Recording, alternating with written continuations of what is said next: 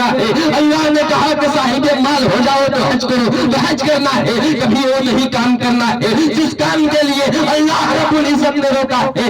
آپ کو جوا نہیں کھیلنا ہے، شراب نہیں پینا ہے، زنا کے قریب نہیں جانا ہے، محمد عربی صلی اللہ علیہ وسلم کے شان میں کبھی گستاخی نہیں کرنی ہے، ورنہ آپ کتنے بھی نماز پڑھ لے، کتنے بھی حج کر لے، زکات دے دے، مگر محمد عربی صلی اللہ علیہ وسلم کے شان میں آپ گستاخی کرتے ہیں تو کبھی بھی کامیاب نہیں ہو سکتے ہیں، کبھی بھی آپ کے اعمال کامیاب نہیں ہو سکتے ہیں۔ اگر آپ یہ کہتے ہیں کہ محمد عربی صلی اللہ علیہ وسلم مر کر مٹی میں مل گئے تو یہ بغض ہے، دل میں بغض نبی اور جنت کا جنون۔ اگر آپ کہتے ہیں کہ محمد عربی صلی اللہ علیہ وسلم مر کر مٹی میں مل گئے یہ بغض ہے، آپ نبی کے علم کو جانوروں کے برابر سمجھتے ہیں یہ بغض ہے، آپ سمجھتے ہیں کہ محمد کے بعد کوئی نبی آئے تو محمد کے آخری نبی ہونے میں کوئی فرق نہیں تو یہ بغض ہے۔ اگر آپ سمجھتے ہیں کہ محمد عربی صلی اللہ علیہ وسلم کا علم نسل قطعی سے ثابت نہیں اور شیطان کا علم نسل قطعی سے ثابت ہے تو یہ بغض ہے۔ دل میں بغض نبی اور جنت کا جنون، دل میں بغض نبی اور جنت کا جنون، انا للہ و انا الیہ راجعون، انا للہ و انا الیہ راجعون۔ آج کہتے ہیں لوگ کہ سنی عقیدہ کرتے ہو کیا؟ قبر میں عقیدہ کے سوال پوچھا جائے گا؟ میں کہتا ہوں اگر قبر میں کچھ پوچھا جائے گا تو عقیدہ ہی کے متعلق سوال ہوں گے۔ قبر میں 3 سوال پوچھے جاتے ہیں، من رب کا، تمہارا رب کون ہے؟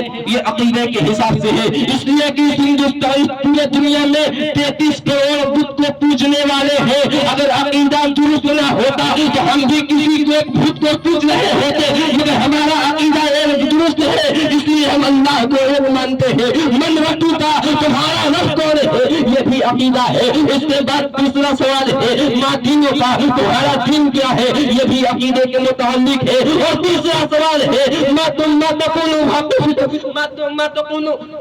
فی الحال رسول، تم اس شخص کے بارے میں کیا کہہ رہے ہیں؟ محمد عربی صلی اللہ علیہ وسلم وہاں پہ کھڑے ہوں گے، فرشتے پوچھ رہے ہوں گے کہ تم اس شخص کے بارے میں کیا کہتے ہو؟ اگر کوئی وہابی ہوگا، کوئی دیوبندی ہوگا تو اپنے عقیدے کے حساب سے غلط جواب دے گا، مگر کوئی سنی ہوگا تو فرشتوں سے کہے گا اے فرشتوں تم پوچھتے ہو کہ محمد عربی صلی اللہ علیہ وسلم کے بارے میں کیا کہتے ہو؟ ارے ہم تو کہتے ہیں ان کے بارے میں تو قرآن کہتا ہے وَرَفَعْنَا لَكَ ذِكْرَكَ، اے محبوب ہم نے آج کے ذکر کو بلند فرما دیا، جس کے بارے میں حضرت جبریل کہتے ہیں قَلَّبَتِ الْأَرْضَ مَشَارِقَهَا وَمَغَارِبَهَا فَلَمْ يَرَ مِثْلَ محمد مصطفیٰ صلی اللہ علیہ وسلم، یعنی زمین کے اوپر بھی، زمین کے نیچے بھی، پورب میں بھی، پچھم میں بھی، اتر میں بھی، دکھن میں بھی، ہر طرف دیکھ لیا مگر کسی ماتا نے اس مادہ بھومی پر محمد عربی صلی اللہ علیہ وسلم سے سندر اتی سندر کسی پتر کو نہیں جنا ہے۔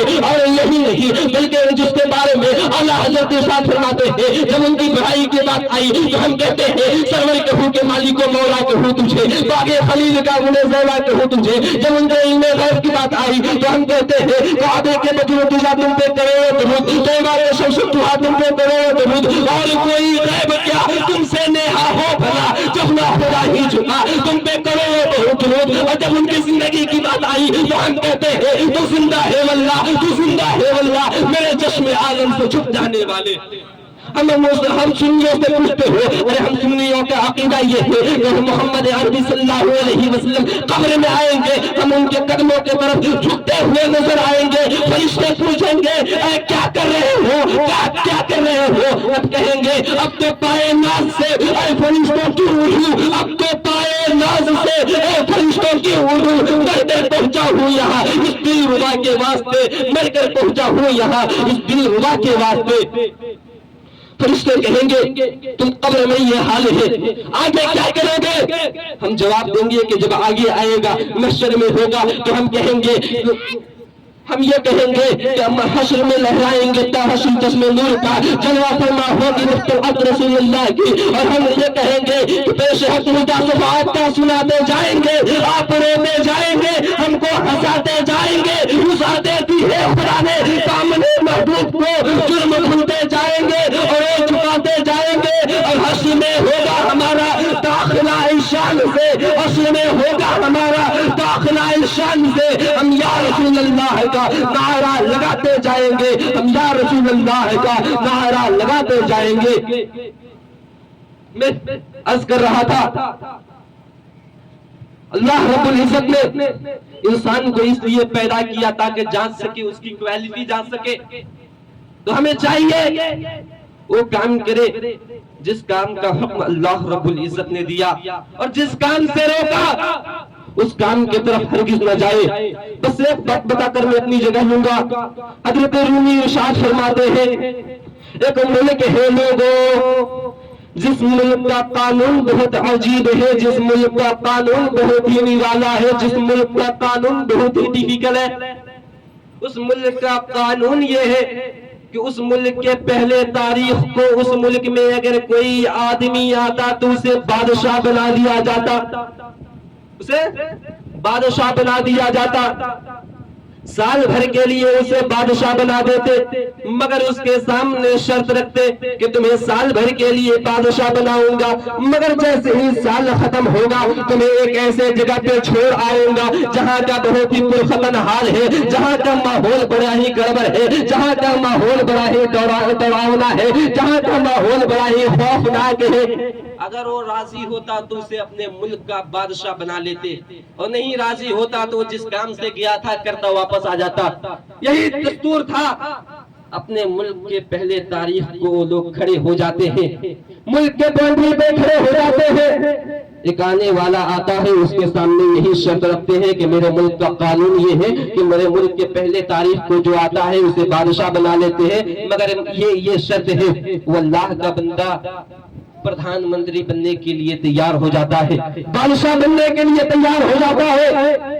جب ملک میں جاتا ہے تو پہلا حکم یہ دیتا ہے کہ مجھے اس جگہ کا سیر کرایا جائے، مجھے اس جگہ گھمایا جائے، تو مجھے چھوڑ آؤ گے، جہاں سال بھر بعد مجھے چھوڑ آؤ گے۔ بادشاہ کا حکم ہے، اس جگہ کا سیر کرایا جاتا ہے، اس جگہ گھمایا جاتا ہے۔